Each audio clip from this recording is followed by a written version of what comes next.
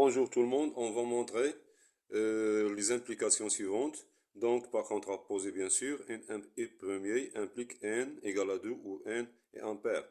Donc la première, alors la contraposée c'est la contraposée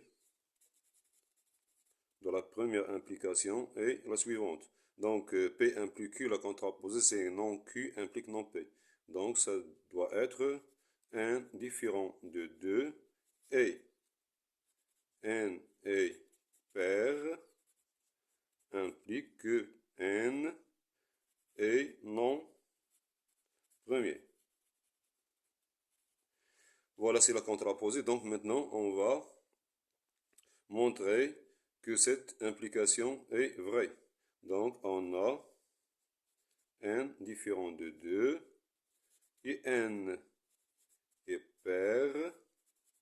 Il implique que 2 est un diviseur de n. Ou autrement dit, que n divise 2. Donc cela implique que n n'est pas premier, bien sûr. Donc voilà, maintenant on va passer à 2. Alors 2, x, y différent de 0. X, cela implique que x différent de 0, y différent de 0. Alors la deuxième implication, la contraposée est, donc la contraposée de la deuxième implication, c'est x égale à 0 ou y égale à 0. Cela implique que x, y égale à 0. Donc ça c'est le contraposé. Donc maintenant on va la montrer. On a x égale à 0 ou y égale à 0. Bien sûr que cela implique que x fois y égale à 0. Pourquoi? Parce que un produit est nul si l'un des facteurs est nul. Bon, pourquoi? Parce qu'un produit, c'est trivial, un produit est nul si l'un des facteurs est nul. Voilà. Donc maintenant, on va passer à la troisième assertion. Alors la troisième, c'est x différent de y implique que x plus y, facteur y moins 1, différent de x moins 1, facteur de y plus 1.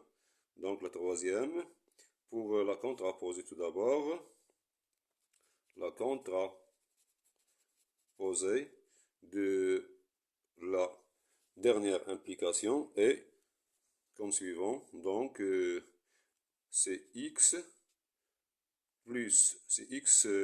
plus 1 facteur de y moins 1 égale à x moins 1 facteur de y plus 1. Cela doit impliquer que x égale à y. Voilà, donc ça c'est le contraposé de la dernière implication. Donc maintenant, on va là, bien sûr, on va la démontrer. Alors, pour démontrer cette dernière implication, bien sûr, on doit partir de la première égalité ici, x plus 1 facteur x moins 1 égale x moins 1 facteur x plus 1, et puis démontrer que x est égal à y. Très bien, donc la démarche est la suivante. Alors, on a bien sûr x plus y.